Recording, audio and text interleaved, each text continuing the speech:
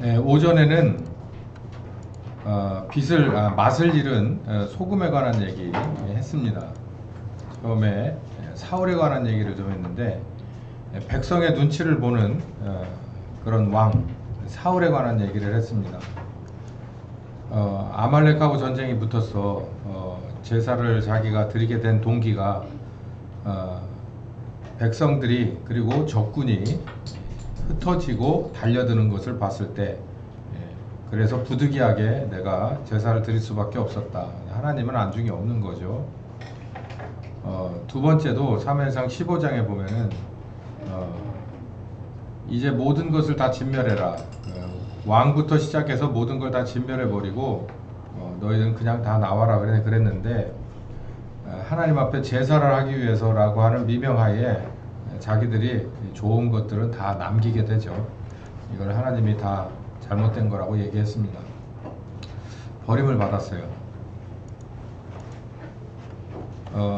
하나님의 눈치를 안 보는 그런 왕을 폐위시켜버리고 다윗으로 바꿨죠. 백성을 눈치 보는 정치인들이 있어요. 이건 사실 어떻게 보면 지금 공화국, 리퍼블릭이라고 하는 이 체제에서는 이게 맞는 건데요. 백성이 아니라 시민의 눈치를 보는 거겠죠. 여기 보면 이 당시에는 리퍼블릭, 공화국이 아니라 왕정 시대잖아요. 근데 이 사람들이 백성들의 눈치를 봐요. 그러니까 여기서 우리가 이 정치를 볼 수 있는 게 뭐냐면, 정치인들이, 그러니까 왕이 정치인이든 뭐 탑에 있든 아니면 지금처럼 우리가 뽑아서 누군가를 위에 앉혀주든 선출직이든 아니면 태생이 그렇게 왕이든 이런 거 중요한 게 아니라, 세상에서는 정치는 왕정시대나 공화정 때나 똑같아요. 뭐냐면 백성을 눈치 보게 돼 있다고요. 이게 이러다 보면 빛을 잃어갑니다.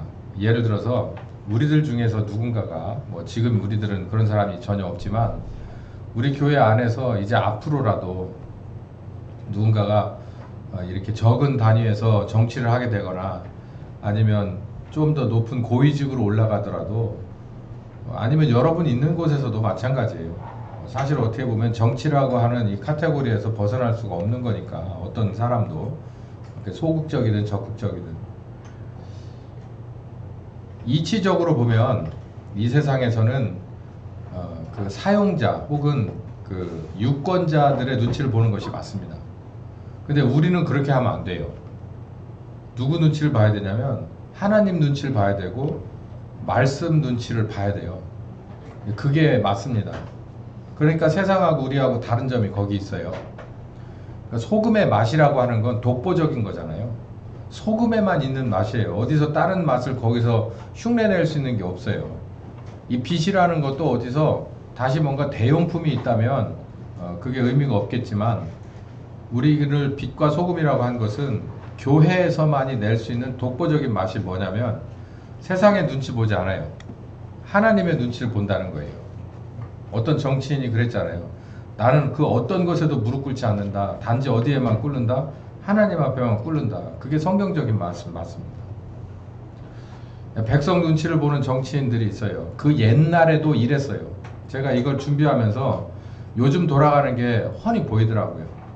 제가 오전에도 말씀드렸듯이 헌법을 다루는 것이 그들에게 있어서 직업이고 그들이 해야 될 아주 필수적인 임무인데도 불구하고, 자기네들은 헌법에 관심이 없고 광화문에 몇 명 모였냐, 혹은 자기들을 압력 넣는 그런 사람들의 압력의 세기가 얼마나 세냐, 요거를 비교해서 무게를 다뤄본다 이거예요.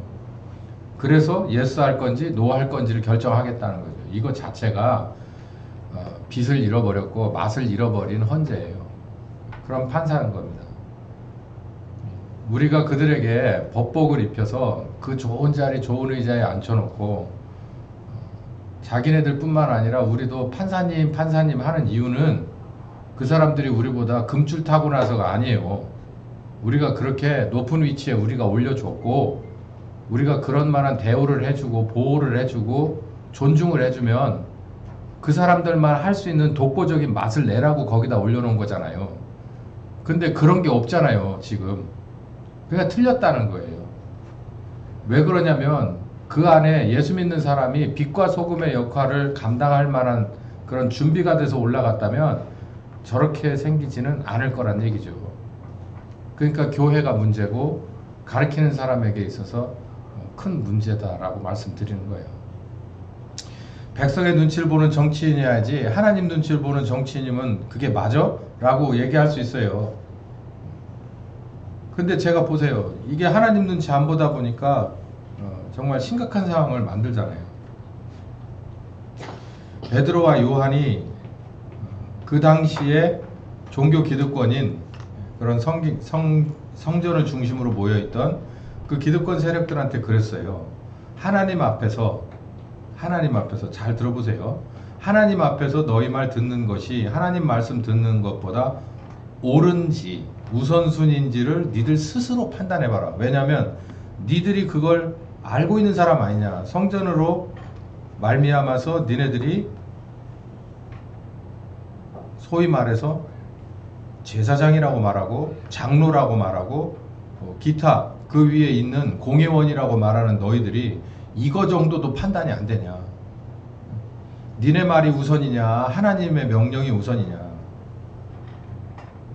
그런데 이 관원들이 어떻게 할 수 없어요. 왜냐하면 백성을 인하여 저희를 벌할 도리를 찾지 못했다. 왜냐하면 이들의 생각이 많은 백성들과 함께 동의하는 생각이었기 때문에 어떻게 할 수가 없었다는 거예요.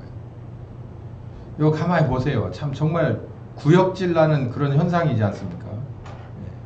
그런 일이 어디 한두 개가 아니에요. 마태복음 21장에는 성전에 들어가셔가지고 뭐 이렇게 나귀를 타고 들어가서 그 성전에서 장사하는 사람들을 막 내쫓는 그런 장면입니다.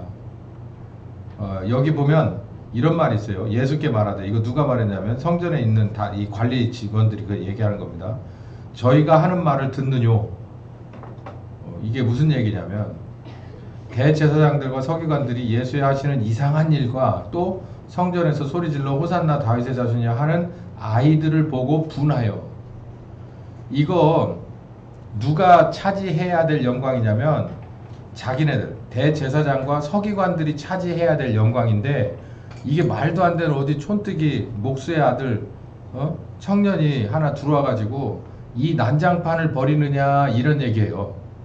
그래서 하는 말을 듣느냐라고 하는 거, 이걸 가만히 보면 이 자리에서 예수님을 체포하거나 제재하지 못한 것은 예루살렘 전체가 다 예수님을 다 따르기 때문에, 인정하고 따르기 때문에 눈치를 보는 거예요. 왜 눈치 볼 일을 왜 합니까? 오히려 이거는 뭐 다 지나간 얘기고 지나간 역사에 만약은 없다지만 이들이 왔을 때 이게 다윗의 자손 그리스도시다 라고 인정을 해버렸으면 어떻게 되는 거예요? 그런 일이 언제 벌어집니까? 계시록에서 벌어져요. 앞으로 벌어질 일이에요. 이들이 정직해야 되는데 그러질 못했어요. 왜냐하면 자기네들이 용상에 앉아 있어야 되는데 그걸 뺏기게 되니까 그럴 수가 없는 거예요.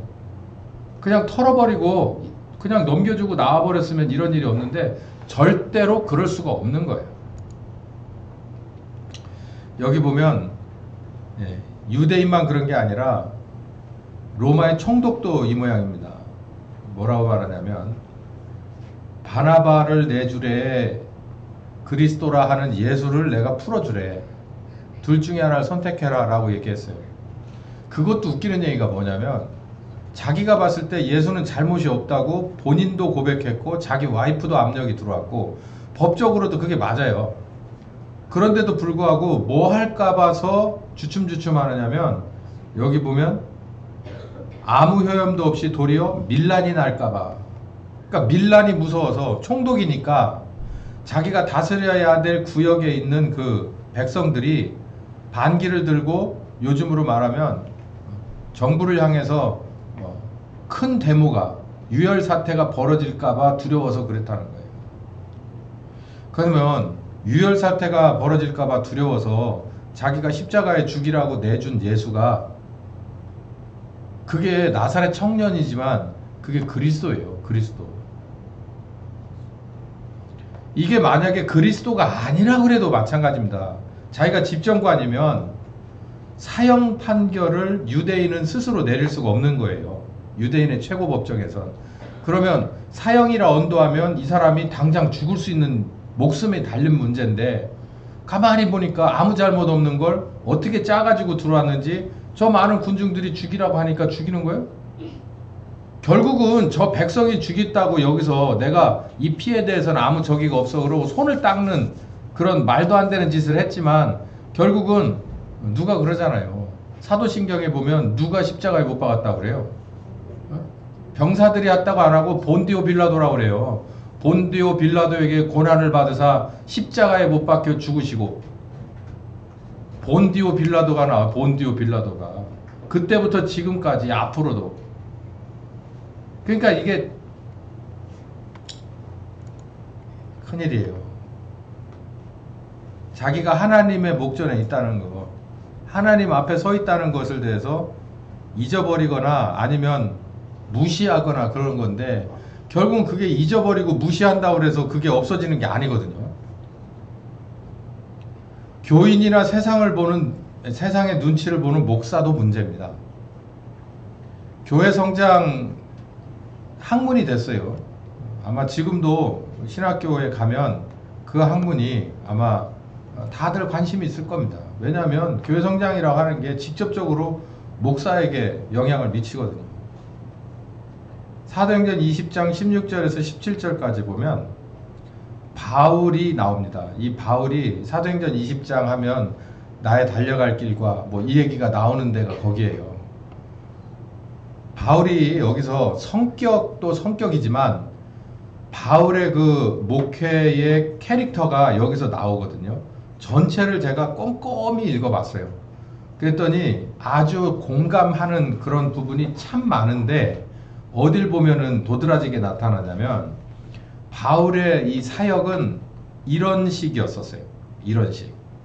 바울이 아시아에서 지체하지 않기 위해 에베소를 지나 행선하기로, 그러니까 배를 타고 가기로 작정하였으니 이는 될 수 있는 대로 오순절 안에 예루살렘에 이르려고 급히 감이라.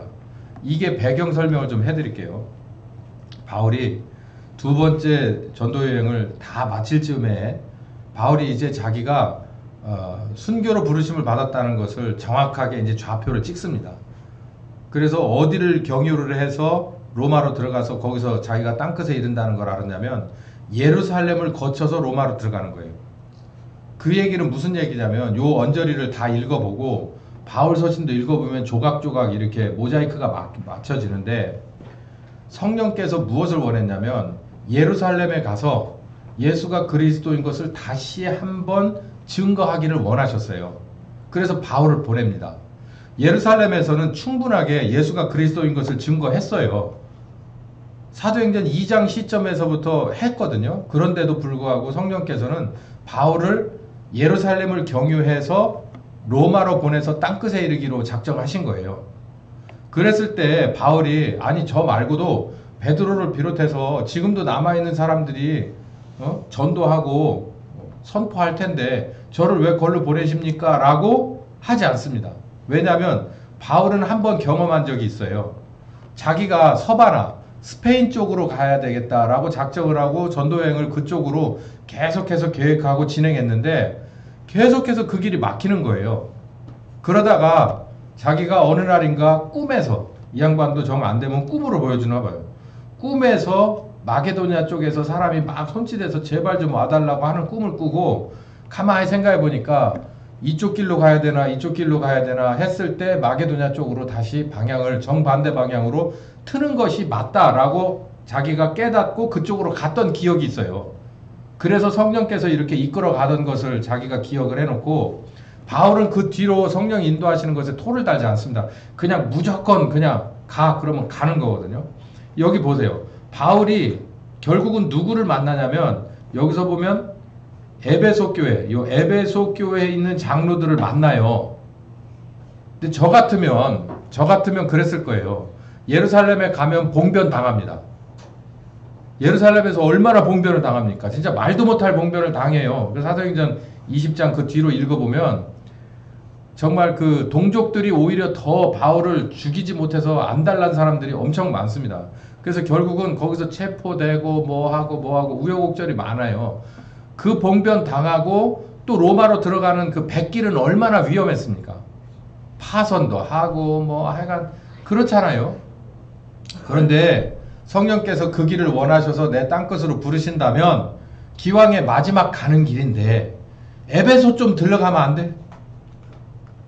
아니 제가 싫든 좋든 여러분하고 한 20년을 있었는데 저를 따로 떼서 이렇게 돌아보내다 이제 마지막으로 어디로 보내서 이제 제 피를 받으시기로 작정을 했다면 제가 예를 들어서 저기 일본에서 배를 타고 뭐 베트남을 들어가거나 아니면 뭐 태국을 들어가거나 해야 될 때 일본에서 그쪽으로 직접 들어갈 수 있기도 하지만 한국을 들렸다가 갈 수도 있잖아요.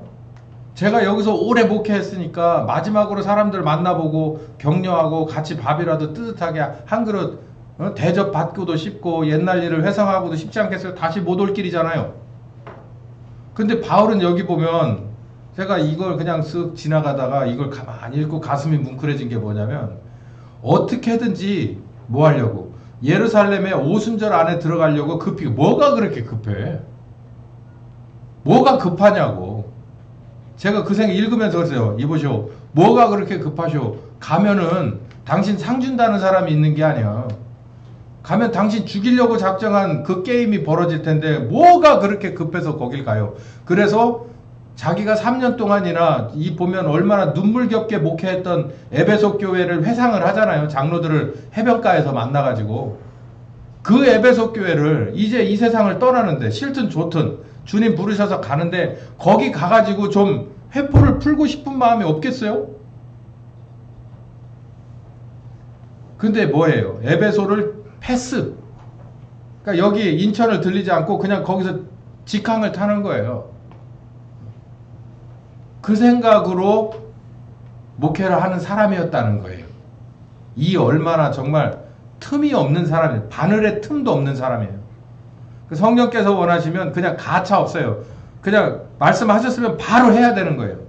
그러니까 급히 오순절 안에 예루살렘에 이르려고 급히 감이라. 그러면서 한편으로 에베소 이것도 왜냐면 이 사람들이 보고 싶어서가 아니라 이런 당부를 해주고 싶어서예요. 여기 이 뒤로 어떤 얘기가 했는지를 한번 보세요. 오직 성령이 각성해서 이제 이 사람 장로들이 왔을 때 이제 얘기를 시작하는 겁니다. 나 이러이러한 상황이지만 나 이거 신경 안 쓴다. 내가 이게 마지막 길인 줄 알지만 알고 가는 거다. 너희가 다 내 얼굴을 다시 보지 못할 것을 안다. 이제 나도 알고 당신들도 알고 이게 내 마지막 나와 당신들의 마지막 만남입니다. 라고 얘기를 하면서 이렇게 얘기해요. 그러므로 오늘 에베소 교회 너희들에게 증거하노니 내가 최종적으로 당신들에게 하고 싶은 말은 모든 사람의 피에 대해서 나는 깨끗합니다. 그러니까 나는 지금 주님의 부르심을 받아도 내게 맡기셨던 일에 대해서는 나는 하나도 후회가 남지 않는다는 거예요. 그 얘기를 하는 거예요. 목회를 하면서 왜 후회가 안 남겠습니까? 왜 후회 남는 사람이 없겠어요? 그런 가정이 왜 없겠습니까? 그런 때가 왜 없겠습니까? 근데 바울은 이런 사람이었어요. 모든 사람의 피에 대해서 내가 깨끗하다. 내가 할 수 있는 것을 다 했다. 내가 꺼리지 않고 하나님의 뜻을 따라 너희에게 다 전했고 돌봤기 때문이다. 이 말을 한 후 무릎을 꿇고 저희와 모든 사람과 기도하니 다 크게 울며 바울의 목을 안고 입을 맞추고 참 가슴 아프게 헤어져요. 목사는 이렇게 돼야 된다는 거예요. 주님의 부르심을 언제 받을지 몰라요. 내가 하고 있는 일이 이게 영원한 거 아닙니다. 어떻게 될지 모르겠는데 내가 오늘 해야 될 걸 못하고 내일로 넘겼을 때 미련이 남고 아쉬움이 나오면 안 되는데 바울은 그러지 않았다는 거예요. 제가 여기 중간 생략을 했는데요. 27절을 하고 36절까지잖아요. 그 안에 28절부터 35절까지 얘기가 절절합니다. 집에 가서 한번 읽어보세요. 바울이 얼마나 정말 피도 눈물도 없는 목회자였는지 거기 나와요. 정말 칼같이 목회한 사람이라 여기 이거 좀 문제가 있는데 라고 체크할 만한 부분이 전혀 없었다는 걸 알 수 있어요. 저를 포함해서 우리 목회하는 사람들은 모두가 다 이 생각해야 합니다. 상황 논리, 합리화는 금지예요. 하나님 앞에 안 통하는 얘기예요. 만약에 상황 논리하고 합리화를 하나님이 인정하셨다면 당신의 아들도 똑같이 상황 논리를 적용하셨어야 되고 똑같이 합리화 했어야 돼요. 그 상황은요, 이렇게 말하거든요. 그 상황은 사실은 그 상황은 이렇게 해야 되는 건데 상황이 그렇지를 않았어요. 그렇게 하는 것보다 이렇게 하는 게 합리적이어서 그렇게 했어요. 라고 하는 이따위 얘기는 통하지 않아요. 하나님 눈치를 봐야 돼요. 그렇지 않을 거면 차라리 이 딱지를 떼고 명찰을 띄고 그리고 평범한 사람으로 돌아가는 게 나아요. 그렇지 않다면 하나님 앞에 가서 그 모든 값을 다 치러야 됩니다. 바울은 그걸 알았어요. 내가 여기서 똑바로 안 하면 내가 계산하기가 참 복잡하다. 그냥 저 밑에 앉아서 시키는 대로 가는 사람이나 나하고는 전혀 셈법이 다르다는 거예요. 앞에서 리더하는 사람이 더 잘했으면 잘했다는 칭찬을 받고 못했으면 못한 만큼 더 제곱으로 맞든 세제곱이든 네제곱이든 회초리를 맞는다는 거예요. 이거 명심해야 될 일입니다. 세상 눈치 보는 하나님의 자녀. 뭐 교인 눈치 보는 목사 있으면 세상 눈치 보는 교인은 없을까봐? 있어요. 여기 요한일서 2장에 보면은 요한일서는 요한이 쓴 겁니다. 요한 2서 3서는 뭐 이견이 있지만 요한일서는 사도 요한이 쓴 거예요. 여기서 자녀들아, 아비들아, 아이들아, 뭐 청년들아 이렇게 얘기하니까 나는 청년 나이 때, 그러니까 요 말씀이 저기 되고 아이 나이 때, 그러니까 아이들은 여기만 읽으면 되고 옛날엔 그렇게도 가르쳤어요. 근데 그 얘기가 아니고 이거는 나이와 상관없이 예수 믿는 신자 전체를 두고 말하는 거예요. 전체에게 얘기하는 겁니다. 뭐라고 얘기하느냐면은 이 세상이나 세상에 있는 것들을 사랑하지 마라. 얘들아, 세상에 있는 것을 사랑하지 마.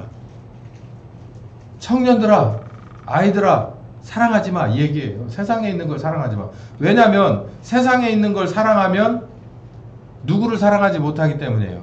하나님을 사랑하지 못하기 때문이에요. 그러니까 양손에 들려고 하지 말고 하나만 들으라는 거예요. 하나님을 들어라, 아니면 세상을 사랑해라. 둘 중에 하나인데 이 요한은 뭐라 그러냐면 사랑해라. 누구만, 하나님만 사랑해라. 이 얘기를 세상을 사랑하지 마라 라고 얘기하는 거예요. 어린아이에게 세상을 사랑하지 말라는 건 어떤 단위일까요? 청년에게는 어떤 여기 보면은 이 자녀에게는 뭘까요? 아이에겐, 청년에겐, 아비에게는 어떤 것을 말하는 걸까요? 세상에 있는 것을 사랑하지 마라. 누구든지 이 세상을 사랑하면 아버지 사랑이 그 속에 있지 않다. 그러니까 하나님을 사랑해야 하는데 내가 누구를 짝사랑해?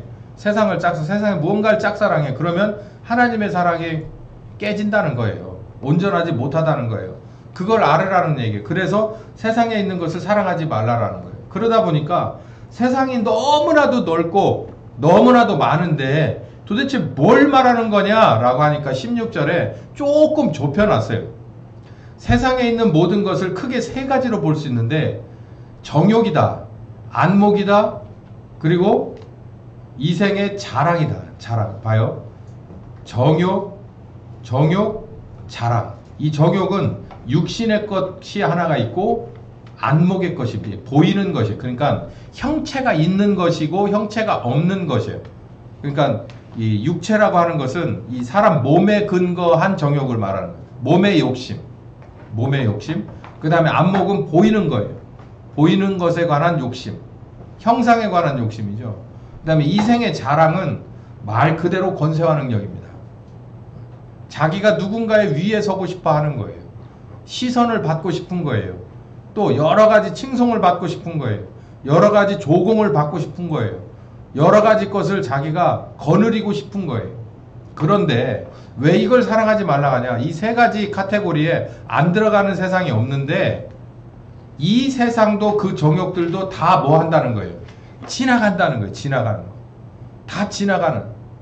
그렇지만 하나님의 뜻은 영원히 있다라는 거죠. 하나님은 영원히 있다. 그러기에 이런 거 사랑하지 말라라고 가르쳐줍니다. 이게 굉장히 현명한 얘기거든요. 다 지나갑니다. 기회는 찬스야. 그래서 그 상황에서 꼭 잡아라 이렇게 얘기를 하거든요. 뭔가 이거 기회야. 그래서 그런 얘기도 세상에는 있지만 여기서 요한은 뭐라고 얘기해 주냐면 너희 아이들아, 너희 청년들아, 너희 아비들아, 뭐 소위 너희 어미들아, 모든 신자들은 이 세상의 모든 것을 사랑하지 말고 하나님을 사랑해라. 왜? 너희의 육체의 정욕도 안목의, 그러니까 육체의 욕심도, 그리고 안목의, 그러니까 이 눈으로 상상하는 그 욕심도, 그리고 이 세상에서 원하는 그런 높은 권능도 다 지나가는 것이기 때문이다 라고 얘기를 해요. 우리는 나가기만 하면 이 세 가지 욕심이 널려 있습니다. 세상 사람들은 누가 가르쳐 주지 않아도 요만했을 때부터 나이가 들을 때까지, 죽기 직전까지 온갖 종류의 욕심을 놓지 않습니다. 오죽하면 그러잖아요. 애들이 나올 때 손 피고 나오냐고. 손 꼭 쥐고 나오잖아요. 내가 원하는 것을 꼭 잡으려고 나온다 이렇게 상상하잖아요. 그것처럼 이건 사람이 나면서부터 받아가지고 나오는 욕심인 거예요. 이거 이렇게 하지 말라는 거예요. 이렇게 하지 말고 하나님을 사랑하는 사람들은 다 지나가는 거다라고 얘기를 하는데, 그러면 사람일까요 이게? 제가 지난 시간에 그 했던 그 초대교회의 특징 중에서 이게 무한구제에 관한 얘기를 가만히 상상을 해보시면, 그 말씀을 잘 들으셨던 분은 여기 지금 요한이 하는 얘기가 무슨 얘기인 줄 압니다. 무슨 얘기냐면 요한은 이 얘기를 하는 거예요. 네가 생겨 먹은 대로 네 육체의 욕심 따라 살지 말고 네 속에서 우러나오는 대로 보이는 것 다 잡으려고 노력하면서 사는 삶을 살지 말고, 그리고 본능적으로 앞서가고자 하는 인생을 그렇게 험악하게 살지 말라는 거예요. 그런데 우리가 그 파도를 타고 가지 않으면 우리는 하루도 살 수 없는데 어떻게 하면 좋습니까? 라는 얘기죠. 그게 어떻게, 우리에게는 어떻게 그 파도를 뚫어내고 견뎌내고 어쩌면 그 파도를 넘어내야 되느냐면은 하나님 안에서 그렇게 하라는 얘기입니다. 하나님 안에서. 이 세상도 정욕도 지나가요. 그러니까 내가 생각했던 모든 욕심은, 모든 상상력은 다 지나갑니다. 다 지나가. 그러니까 그걸 잡으려고 노력하는 것도 그 자체도, 잡았다 생각하는 것도 사실은 내가 착각하고 있는 거지 지나가는 거예요. 지나가고 있는 거기 때문에 그거 잡으려고 애쓰지 마라. 그 솔로몬이 7번 헛되다고 얘기하잖아요. 안개를 잡으려고 하는 것 같다. 안개 잡을 수 없다는 거예요. 안개는 그냥 시간 되면 다 없어지는 거다. 너도 마찬가지니까 그러지 말아라는 거예요. 그러나 하나님의 뜻은 영원히 남아있는 것이다 라는 거예요. 이게 무슨 얘기일까요? 여기 좀 더 자세히 나오는데, 하나님이 당신의 자녀에게 원하는 게 있습니다. 미가서 6장 6절부터 9절까지 보면, 읽어봅시다. 시작. 내가 무엇을 가지고 여호와 앞에 나가며 높으신 하나님께 경배할까? 내가 만일 번제물 1년 된 송아지를 가지고 그 앞에 나갈까? 여호와께서 천천의 수양이나 만만의 강수 같은 기름을 기뻐하실까? 어쩌면 내 허물을 위해서 내 맏아들을, 내 영혼의 죄를 위해서 내 몸이라도 드려볼까? 라고 얘기를 해요. 여기 보면 이거 대단한 각오입니다. 대단한 각오인데, 여기서 보면 번제물 1년 된 송아지, 이거 가장 좋은 제물이에요. 가장 좋은 제물을 들고 나갈까? 그러면서 무엇을 위해서느냐면은 내 허물도 있고 내 영혼의 죄도 있고, 내 허물이라는 건 육체의 죄겠죠. 그리고 내 영혼의 죄를 위해서 이런 것들을 가지고 나가면 될까? 라고 얘기해요. 그러니까 내가 육체의 죄나 생각의 죄나, 그러니까 유형의 죄나 무형의 죄나 이것을 상쇄할 만한 것을 어디서 찾느냐면 기름에서 찾아요. 기름은 이 당시에서, 기름이라는 건 뭐라고 봐야 될까요? 금이라고 보면 되겠죠. 지금의 금. 가장 최고 그런 자기가 가져다 낼 수 있는, 자기 수중에서 나올 수 있는 제일 좋은 것, 물질을 말하는데, 그걸 가지고 하나님 앞에 나가면 인정하고 받아줄까 이 얘기예요. 그러니까 여러분, 아까도 말씀드렸듯이 하나님은 인생이 아니에요. 그래서 떡을 원하는 분이 아니고 포도주를 원하는 분이 아니에요. 그리고 기름을 원하는 분이 아니에요. 좋은 선물로 갈비 좋은 거 선물해드리고 안심 등심 선물해드려요. 명절 때. 그게 제일 좋은 거라고 생각해요. 근데 하나님 앞에도 그걸 들고 나갈까라고 얘기하는 거예요. 왜냐하면 이 당시에 제사를 그런 식으로 드렸거든.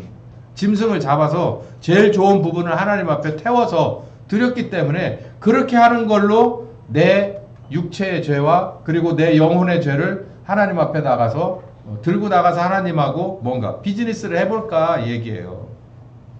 그러니까 뭐라고 얘기하냐면 8절 시작. 사람아 주께서 선한 것이 무엇인 것을 보이셨나니 여호와께서 너에게 구하는 것은 오직 공의를 행하며 인자를 사랑하며 겸손히 내 하나님과 함께 행하는 것이 아니냐라고 말해요. 이 말씀이 참 유행하던 때가 있었습니다. 여호와께서 사람에게 원하는 것은 이 만만의 강수 천천의 수양의 기름이 아니라 네가 공의를 행하는 것이다. 인자를 사랑하며 겸손히 하나님과 함께 동행하는 것이다. 하나님을 닮아가는 것이다. 하나님의 말씀에 눈치를 보고 사는 것이다. 이 말이에요. 그러니까 하나님이 우리에게 원하는 건 그거예요. 하나님의 자녀답게 사는 것을 원해요. 말씀에 의거해서 조금 불편하더라도 조금 늦게 가더라도 조금 덜 먹더라도 그 말씀에 의해서 그 말씀의 테두리 안에서 사는 모습을 보기를 원한다는 거예요. 하나님이 자녀에게 원하는 거. 그런데 우리는 뭘 하는 거예요? 생겨났으니까 이 세상에 있는 육신의 정욕, 안목의 정욕, 이생의 자랑을 다 갖고 싶어 한다고. 다. 이런 말 있잖아요. 네 하고 싶은 대로 다 해. 아주 잘못된 말이에요. 아주 성경적이지 않아요. 에덴 동산이라고 하는 틀 안에서 선악과를 절대 건드리지 말라는 틀 안에서 너는 이 안에서 너에게 주어진 자유를 누려라 라고 얘기를 한 거지. 네 원하는 건 하고 싶은 걸 다 해 라고 하는 것이 하나님의 뜻이 아니에요. 다 지나가는 거예요. 우리 속에서 나오는 건 다 지나갑니다. 여러분 가만히 생각해 보세요. 이렇게 어렸을 때 내가 정말 제일 소중하다고 생각했던 거 다 지나가요. 청년의 때 내가 제일 소중하다고 생각했던 거 다 지나가요. 장년의 때 다 지나가요. 노년에 이제 죽음의 코앞에서 정말 가장 중요한 게 뭐라고 생각하냐면 아마도 예수 믿는 사람들은 그리고 제대로 믿었던 사람들은 이거를 찾아야 될 거예요. 이거 읽어봅시다. 시작.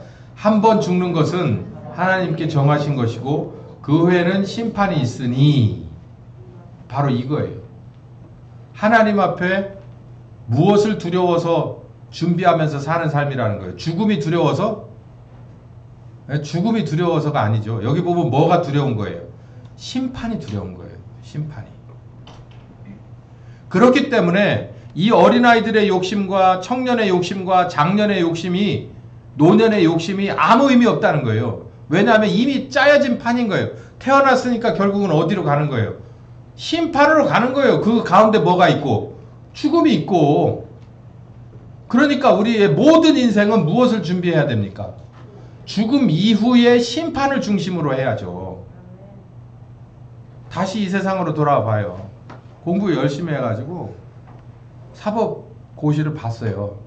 요즘이야 뭐 로스쿨 간다지만 옛날처럼 여수를 해가지고 거기서 제일 에이스들을 뽑아가지고 판사 세우잖아요. 그 판사 중에서도 여러 가지 모양으로 다 봐서 에이스 중에 에이스를 어디다 갖다 놔요? 대법원 헌법재판소에 갖다 놓죠. 그래서 우리나라에서 가장 민주주의의 꽃이라고 하는 선거에 관한 관리를 누구에게 줍니까? 판사에게 주잖아요. 선관위 캡이 판사예요, 판사. 왜 그래요? 이 사람들 공부도 잘했고 과정도 잘 이수해서 누가 보더라도 이 정도면 에이스 중에 에이스다라고 생각하고 갖다 놓는 거예요. 우리나라의 부정선거는 누구의 책임이냐면 선관위의 판사들이 문제입니다. 그 사람들이 최종적으로 판단을 하기 때문이에요. 모든 것을 다 봅시다. 이번에 있는 이 탄핵 문제도 있죠. 인용할 거냐 말 거냐도 결국은 헌법재판소 판사들의 문제예요. 여러분, 제가 언젠가도 그 얘기를 했는데 지금 집회를 나가는 데 있죠. 대학생들은 굉장히 늙은 축에 들어갑니다. 이제 20, 30대 얘기했거든요. 근데 20대는 늙은 축에 들어가고 이제 누가 나와요? 고등학생도 나오고 그리고 중학생까지도 제가 봤어요. 아마 엊그제 토요일날 광화문이나 저 헌재나 저기 여의도에 모였을 때는 아마 초등학생들도 있었을 겁니다. 왜? 그냥 무조건 손에 이렇게 끄껴서 가기도 하겠지만 제가 지금 한번 실험을 해볼까요? 우리 교회 지금 유건이한테 실험을 해볼까요? 이렇게 하는 사람이 있고 이렇게 하는 사람이 있는데 누가 잘 됐고 못 됐냐를 물어보면 유건이도 판단할 문제예요. 근데 누가 판단을 지금 저렇게 찌질매고 있습니까? 판사라고 하는 사람들이 저러고 있잖아요. 그러니까 뭐가 문제냐면 공부의 문제가 아니요. 경험의 문제도 아니고 이건 간단하게 얘들은 하는데 왜 저 사람들은 못해요. 저렇게 좋은 자리에 앉아서 모든 것을 다 권력을 이들고 말 한마디에 살 수도 있고 죽을 수도 있는 그 위치에 앉은 지 수십 년이 되는 사람도 왜 이 판을 판단을 못하냐는 거지. 그 얘기는 그 사람들이 겉으로 가졌던 모든 그런 것의 문제가 아니라 요거예요.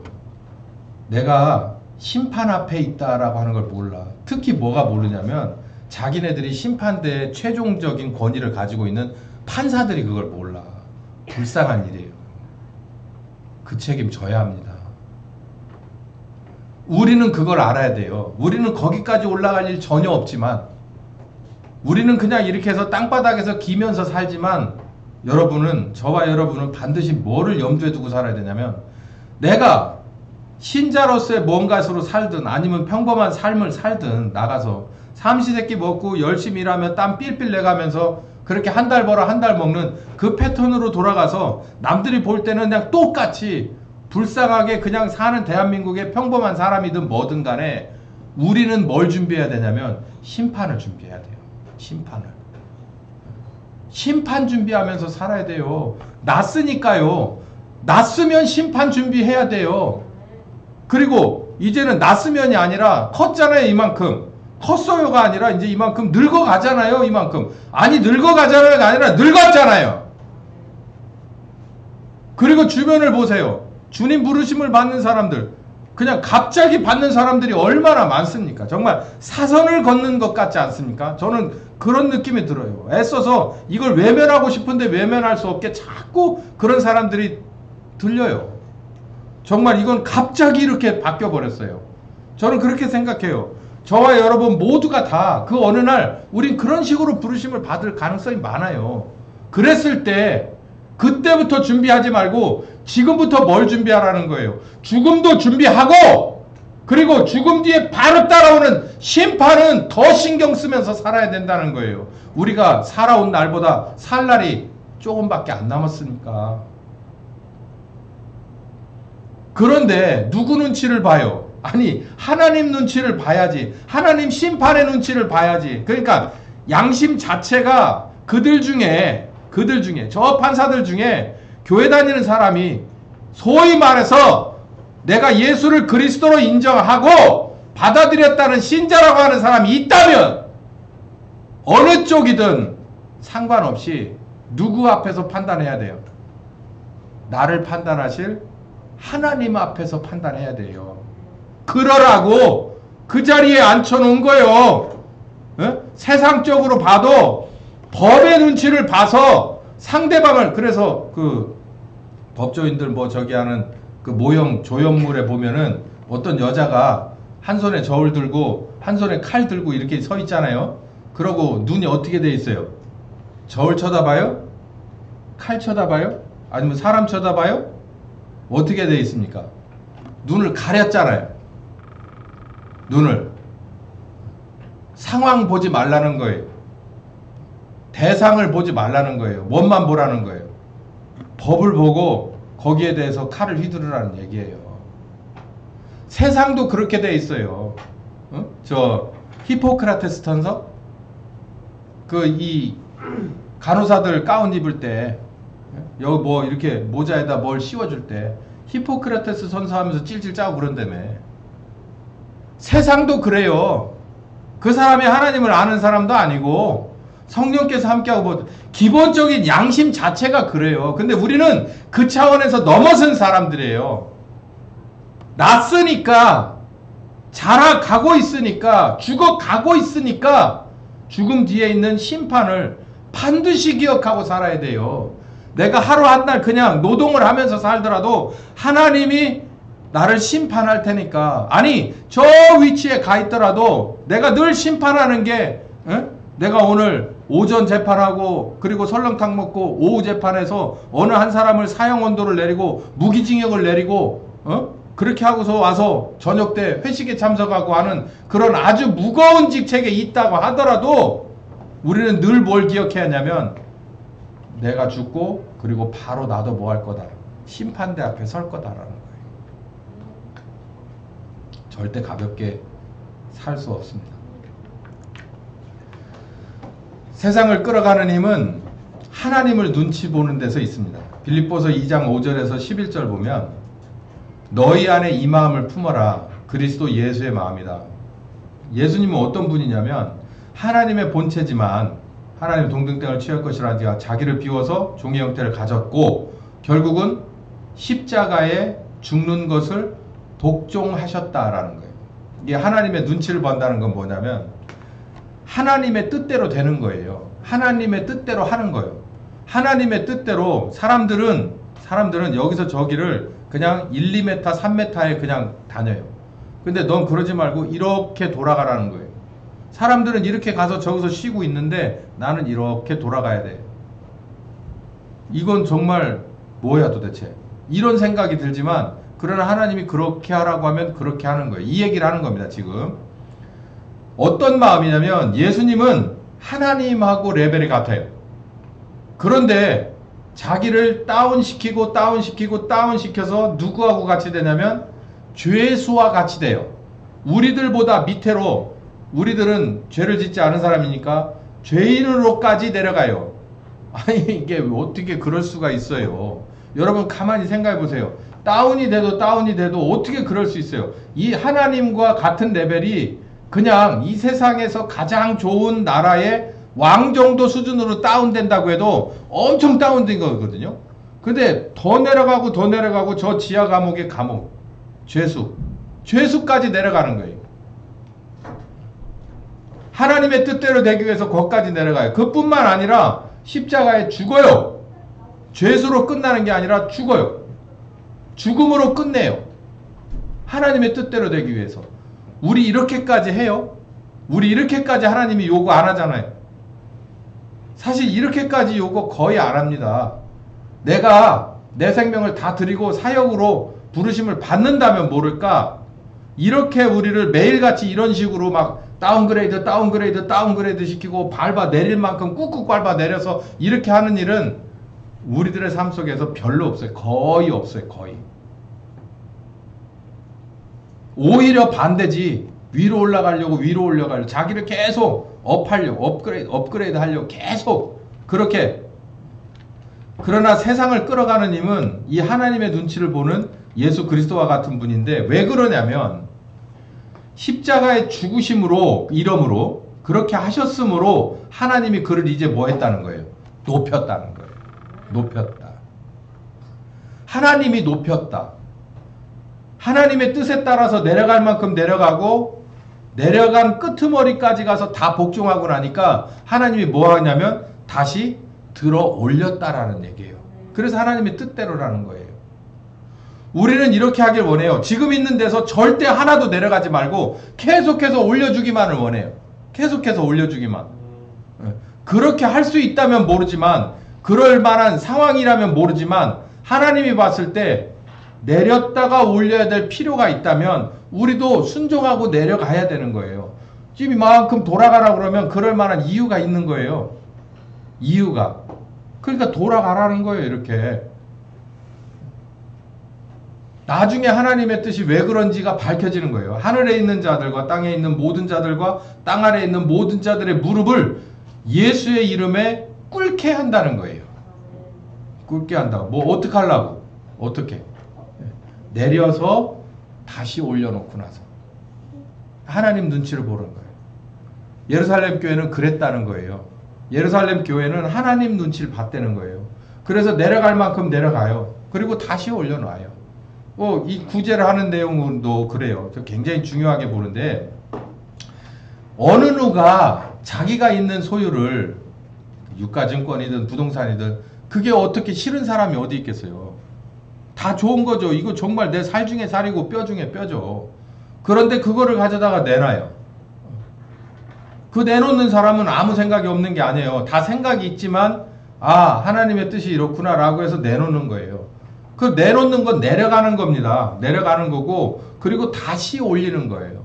그래서 우리가 믿는 예수 그리스도가 십자가에 죽고 부활하셔서 끝나는 게 아니에요. 보좌 우편에 가는 거예요. 그래서 이 모든 땅 위에 모든 이름들보다 높게 올려놓는 거예요. 봐라! 이 아들은 저 위에 있었지만 여기까지 내려오라는 것도 순종하고 내려가서 너희들을 위해서 한 일을 다 했으니 내가 이보다 더한 것은 없다. 그래서 다시 이름을 높여 세워놓는 거예요. 우리도 그래요. 세상 사람들이 볼 때 너무 빡빡해. 바늘도 안 들어가. 아무런 틈이 없어. 아무런 재미가 없이 살아. 절대 그렇지 않아요. 하나님이 우리를 높이 세워서 빛이 되고 소금이 되게 하나님의 영광 드러내고 우리에게 귀한 복이 되게 하려고 하는데, 우리는 거기에 주춤거려서는 안 됩니다. 에베소 1장 20절에서 22절에 보면 예수님이 우리의 머리가 교회의 머리가 되셨는데, 모든 정사와 권세와 능력과 주관자들과 이 세상뿐 아니라 오는 세상에 일컫는 모든 이름 위에 뛰어나게 하셨고, 뿐만 아니라 만물을 그 발 아래 복종하게 하셨다는 거예요. 여러분 가만히 보세요. 만물이 다 내 발 아래 있다. 내 발까지는 그만두고 내 손 안에 있다만 생각을 해보세요. 이 모든 것이 다 내 손 안에 있다. 이 권세와 능력이거든요. 이 모든 것이 내 손 안에 있으면 이 얼마나 정말 이것처럼 기가 사는 일이 어디 있겠어요. 모든 것이 유형적인 것이나 무형적인 것이나 이 모든 만물이 다 내 손 안에 있다는 거예요. 내가 원하는 대로 움직일 수 있다. 쥘 수도 있고 펼 수도 있다. 당길 수도 있고 밀어낼 수도 있다고 생각을 해보세요. 이거보다 더 대단한 게 어디 있습니까? 만물이 그 발 아래 복종하게 했다. 시키는 대로 다 따라할 수밖에 없는 거다. 누구? 예수님한테 그렇게 했거든요. 이 예수님이 어떤 예수님이에요? 제가 여기 말씀드렸잖아요. 하나님과 본체지만 하나님의 뜻에 따라서 자기를 낮춰서 죽는 데까지 복종하신 바로 그분이시다는 거예요. 교회가 일해야 돼요. 신자는 일해야 돼요. 예수님을 본받는다면 예수님은 저 위에서 시작해서 이 밑에 내가 내려갈 수도 없는 그 밑에까지 내려갔다가 다시 하나님에 의해서 올라온 것을 의미해요. 하나님을 눈치 보는 거예요. 하나님 말씀에 순종 복종하는 거예요. 교회는 그랬기 때문에 세상 사람들이 하나님을 눈치 보고, 세상은 아무 문제 없고 오직 하나님만 눈치 보고 그 말씀의 테두리를 벗어나지 않으려고 그 안에 모든 것을 걸어버린 인생들, 그 사람들이 모인 그 사람들이 자기네들이 봤을 때는 이렇게 틈이 없는 거예요. 틈이. 그래서 그 사람들하고는 서로 관계가 없어. 관계를 맺을 수가 없지. 세상은 항상 요즘은 그런 거 없죠. 장터마다 어떻게 무슨 옛날 그 드라마 보면은 장터에 이런 테이블 하나 갖다 놓고 거기서 이렇게 밥그릇 3개 놓고서 자 어디로 가는지 보세요. 그거 뭐라고 합니까? 야바이라고 하잖아요. 야바이. 거기에 또 사람들이 웅성웅성 모여요. 그래서 누군가가 거기 모이려고 하면 엄마나 아빠가 형이나 누가 뒤통수를 딱 때려요. 야, 야바이. 다 속임수란 말이에요. 속임수. 거기에 모여서 있는 사람들의 눈높이하고 그 사람들의 그 허상을 쫓는 그 욕심이 야바위 꾼들의 그 무리를 형성하거든요. 근데 거기 그 사람들하고 우리하고는 코드가 안 맞아요. 우린 그렇게 야바우가 아니거든. 야바위가 아니라 속임수가 아니라 이거는 실존하시는 하나님이에요. 살아계신 부활하신 예수 그리스도요. 함께 하시는 성령, 영이신 하나님과 함께 있는 거예요. 그러면서 우리는 심판을 두려워서 준비하면서 사는 사람들이에요. 이게 어디 틈이 있을 수가 있어요? 야, 참 피곤하게 산다. 인생 왜 그러고 사냐? 어울렁 더울렁, 만수상 드렁치기 얽혀지듯이 그냥 그렇게 가는 거지. 그렇게 가는 거예요. 근데 우리는 그렇게 못해. 왜냐하면 얽혀진 만수상 드렁치기를 다 뽑아서 싹 분리해버리는 때가 오기 때문에 절대 거기에 엉키면 안 되는 거죠. 오늘 예루살렘 교회에 칭송받았던 걸 봤습니다. 예루살렘 교회가 만약에 소위 말해서 야바위꾼들의 모임처럼 그런 식이었다면 절대 칭찬하지 않아요. 아까 얘기했죠. 야바위꾼들이 모여가지고 결국 사람들이 아무리 모이고 시끌벅적하고 엄청 껄껄거리면서 웃는 것 같아도 나중에 가서 돈 잃은 사람들이 멱살 쥐고 싸우면서 판 뒤집어지면서 끝납니다. 절대 그냥 안 끝나요. 그냥 그렇게 해서 찬송 부르면서 화기애애하게 다음 장에서 또 만나 이렇게 끝나지 않아요. 우리는 그러나 다음 장에서가 아니라 하나님의 나라에서 완벽하게 다시 만날 사람으로 준비돼 가서 사는 사람이기 때문에 우리들의 사는 모습은 건조할 수 있고 우리들의 사는 모습은 조금 단조로울 수 있지만 그러나 절대로 그렇지 않은 것은 우리에게는 귀한 성령님의 권능이 함께 하시기 때문에 또 해야 될 일은 다 하는데 그 해야 될 일들이 세상에서는 반드시 필요한 일들이 교회를 통해서 이루어진다는 거예요. 어떻습니까? 문제는 교회예요. 문제는 교인이고 문제는 목사입니다. 성령님이 문제가 되지는 않아요. 예수님이 모든 권세를 쥐고 계신 그분이 문제가 되지 않아요. 문제는 제가 열거한 그런 사람들이에요. 우리들의 문제란 말입니다. 그리고 반대로 해결도 교회에서부터 합니다.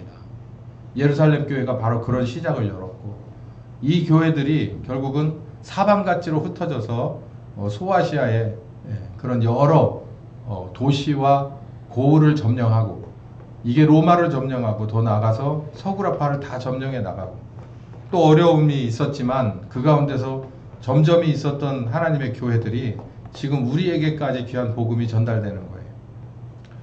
우리들도 귀한 사명감을 가지시고 칭송받는 교회, 백성에게 칭송받는 교회, 그러나 평범한 사람들이 보기에는 범접하기 어려운 귀한 하나님의 교회가 되기를 예수님의 이름으로 축원합니다. 주님 감사합니다. 정말 말도 안 되는 그런 일이 일어나는 세상을 보면서 이 성경 말씀을 보니 더 우리가 이 귀한 복음을 따라서 우리 주님 인도하심을 받는 것이 옳다는 그런 결론에 이릅니다. 이 귀한 말씀 오늘 백성들이 상종하기는 어려웠지만 또 그들이 오히려 칭송했고 또 믿는 자들의 수가 많이 늘어났던 그런 올바른 예루살렘 교회의 모습을 우리가 공부했습니다. 우리 교회도 이런 모습으로 주님 앞에 드러나기를 간절히 바랍니다. 예수님의 이름으로 기도했습니다.